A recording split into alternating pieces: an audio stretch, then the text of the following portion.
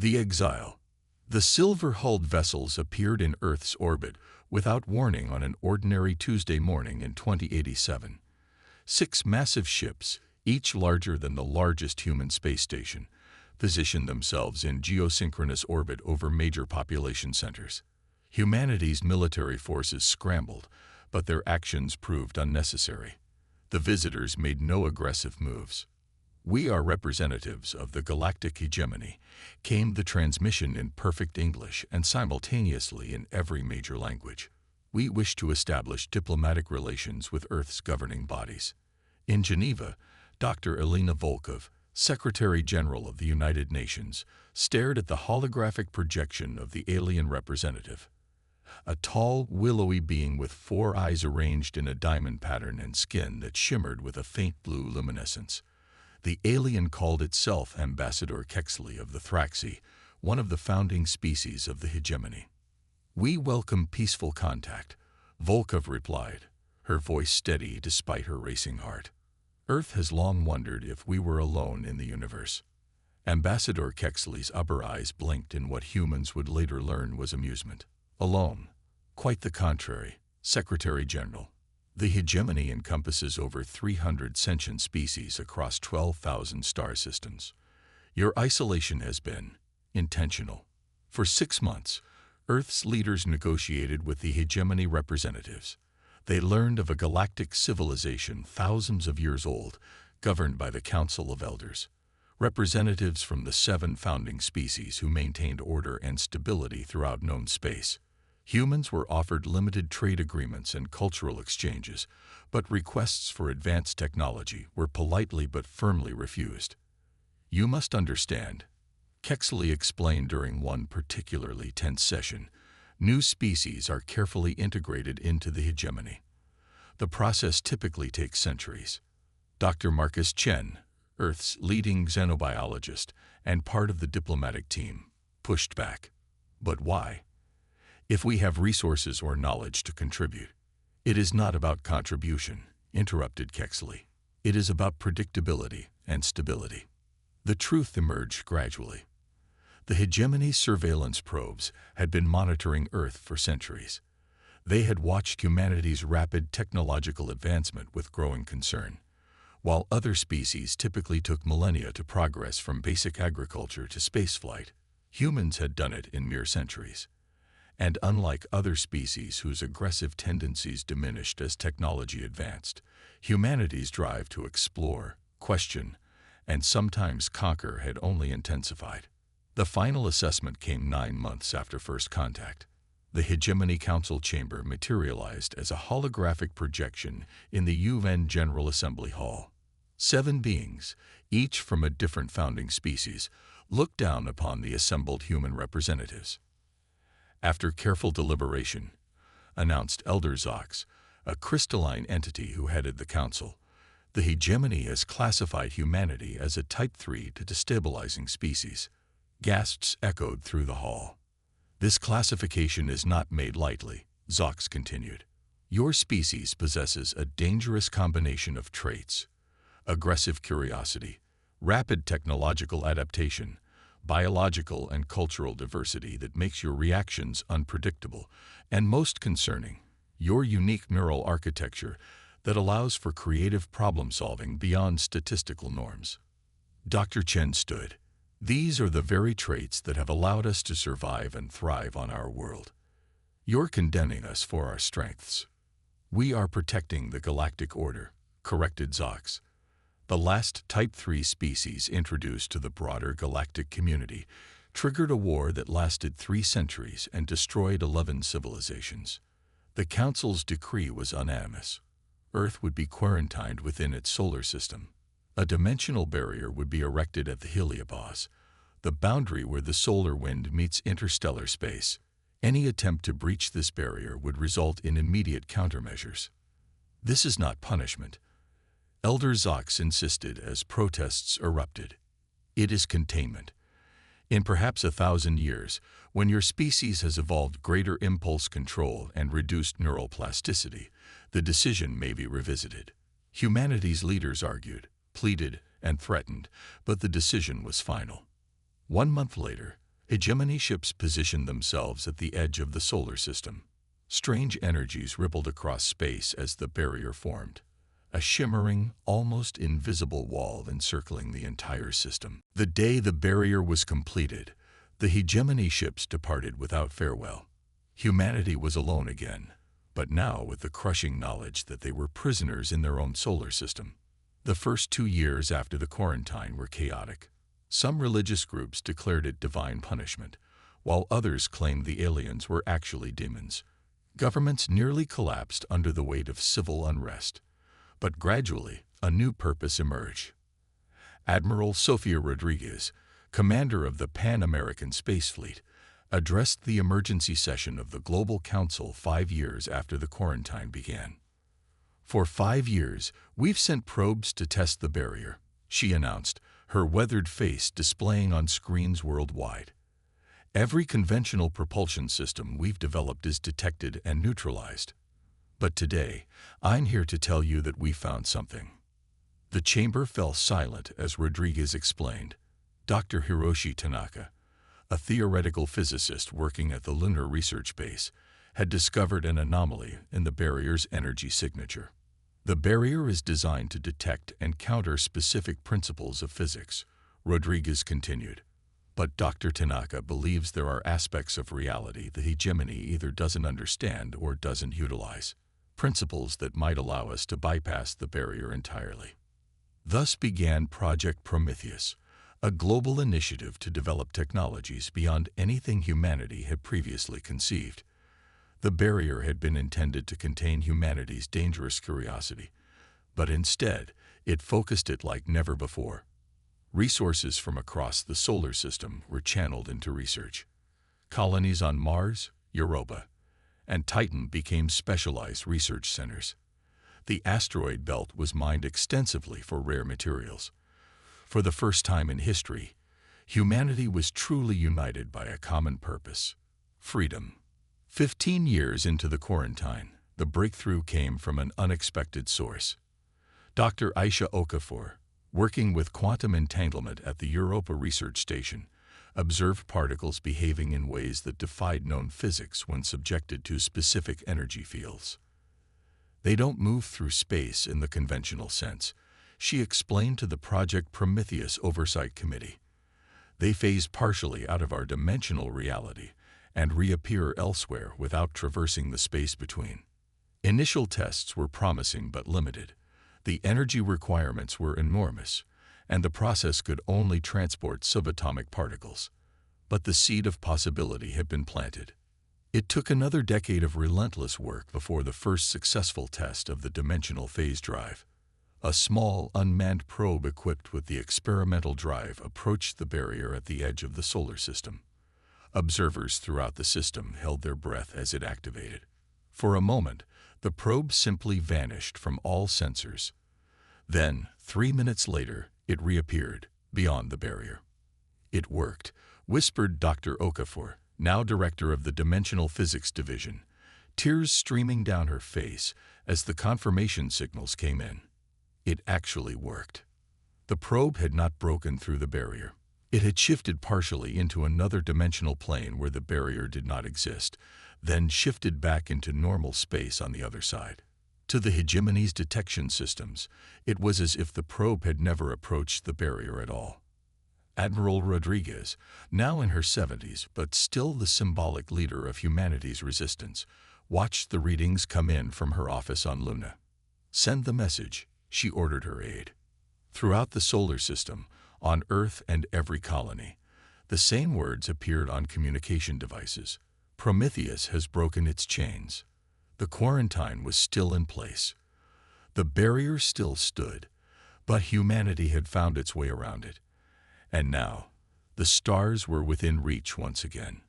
As the first crewed ship with a dimensional phase drive prepared for its historic journey beyond the barrier, Admiral Rodriguez addressed the crew. "The hegemony thought they could contain us by limiting our access to space," she told them. "They didn't understand that humanity's greatest strength isn't our technology or our aggression. It's our refusal to accept limitations. They've given us 25 years to focus entirely on solving one problem." Now we'll show them the result. The ship, fittingly named Prometheus, departed Earth orbit 3 months later. As it approached the barrier, Captain Ileana Diaz gave the historic order: activate the phase drive. The Prometheus slipped sideways from reality, bypassing the barrier that had imprisoned humanity for a quarter century. When it returned to normal space beyond the solar system, humanity had officially broken its chains. But liberation was only the beginning. No one aboard the Prometheus could have predicted what they would discover beyond the barrier, or how it would transform humanity's destiny forever. The Ascension. Captain Ileana Diaz stood on the bridge of the Prometheus, staring at the viewscreen with a mixture of awe and disbelief. After 25 years of imprisonment, humans were finally witnessing stars unfiltered by the barrier. Navigational systems confirm we are approximately 2.3 light-years from Sol, reported Lieutenant Commander Vikram Joshi. Phase drive has fully powered down. All systems nominal. Begin full sensor sweep, Diaz ordered. Let's see what's out here. The Prometheus had been built for exploration, as well as proof of concept. For 3 weeks, they mapped nearby star systems, carefully avoiding any signs of hegemony presence. What they discovered was surprising. This region of space appeared completely unmonitored. It makes sense, explained Dr. Wei Zong, the ship's Sinopolitical advisor. The hegemony believed their barrier was impenetrable. Why waste resources monitoring a prison they considered escape-proof? On the 23rd day of their mission, they found something unexpected: an inhabited world orbiting a red dwarf star. Initial scans revealed artificial structures, but no energy signatures matching hegemony technology. Captain, we're receiving a transmission, announced Communications Officer Lena Ivanova. It's not in any hegemony language we were briefed on. The view screen flickered, revealing a reptilian being with iridescent scales and 4 arms. It spoke rapidly in an unknown language. Translation software is working, Ivanova said. Give it a moment. Finally, halting words came through. Identify. Purpose. Approach. Defensive measures. Authorized. Diaz stepped forward. I am Captain Ileana Diaz of the Earth vessel Prometheus. We are explorers. We mean no harm. The alien's eyes narrowed. Earth. Human. How? Outside barrier. The revelation stunned the crew. This species knew about Earth's quarantine. Over the next few days, through improving translations, they learned the truth. The reptilian beings called themselves the Virtaki. They too had been classified as a destabilizing species by the hegemony over 300 years ago. Not alone, explained Kelsor, who identified as a scientist among the Virtaki. Many species quarantined. Dangerous innovators. All. The Virtaki had never developed dimensional phasing technology. Their approach had been biological. They had genetically modified themselves to survive the long journey through deep space in generation ships that traveled below the detection threshold of hegemony sensors. It had taken them nearly a century to reach this star system. Others here, Kelsor continued. Visit. Trade. Hide. Captain Diaz could hardly believe what she was hearing. How many species? 7 known. Different solutions. Same problem. The Prometheus returned to Earth with news that transformed humanity's outlook overnight. They were not alone in their resistance against the hegemony. There existed a shadow network of exiled species, each having found their own method of circumventing their quarantine. Within 3 years, humanity had established its first extrasolar colony, Novaterra, in a resource-rich system 20 light-years from Earth. Unlike the other exiled species who had needed centuries to establish toeholds beyond their barriers, humanity's dimensional phase drive allowed for rapid expansion. Dr. Okafor, now in her 60s, supervised the establishment of the first permanent dimensional gate, a stable wormhole connecting Earth directly to Novaterra, bypassing normal space entirely. The hegemony monitors conventional space travel, she explained at the gate's activation ceremony. They have no concept of dimensional phasing. As long as we transit through the gates, We remain invisible to them. The network expanded rapidly. Within a decade, humanity had established 12 colonies and made contact with 5 of the 7 exiled species. Each brought unique perspectives, technologies, and approaches to survival. The Virtaki contributed their advanced biological sciences. The crystalline Zeth, quarantined 800 years earlier, shared their mastery of quantum computing. The gaseous Noor offered unprecedented insights into energy manipulation. The insectoid Tralexi brought their expertise in miniaturization and swarm robotics. Admiral Quan Chen, who had succeeded the now-deceased Rodriguez as the head of what had become known as the Shadow Fleet, proposed a formal alliance. Each of our species has developed along paths the hegemony never explored, he argued before representatives of all 5 species. Together, we possess knowledge that exceeds theirs in several critical domains. Thus was born the Shadow Confederation, an alliance of exiled species united by their common desire for freedom and advancement. Hidden in the spaces between hegemony territories, they built a civilization based not on stability and conformity, but on innovation and diversity. 40 years after the Prometheus first breached the barrier, humanity had transformed. Human colonies spanned over 30 star systems, all connected by dimensional gates. The exchange of technologies with other Confederation species had accelerated advancement in ways that would have been impossible in isolation. The Shadow Confederation's existence remained unknown to the hegemony until the incident at Proxima Centauri. A hegemony survey ship, charting what they believed to be empty space, encountered a human mining operation. Though the facility attempted to engage its dimensional shift generators to disappear, the hegemony vessel managed to capture sensor readings before the base vanished. The response was swift. 3 hegemony dreadnoughts appeared at the edge of the Sol system. Their message was broadcast throughout the human worlds. Unauthorized extrasolar presence detected. Barrier violation confirmed. Prepare for purification procedures. But humanity was no longer the isolated, primitive species the hegemony had quarantined 50 years earlier. As the dreadnoughts approached Earth, they encountered something unexpected, a dimensional distortion that their sensors couldn't penetrate.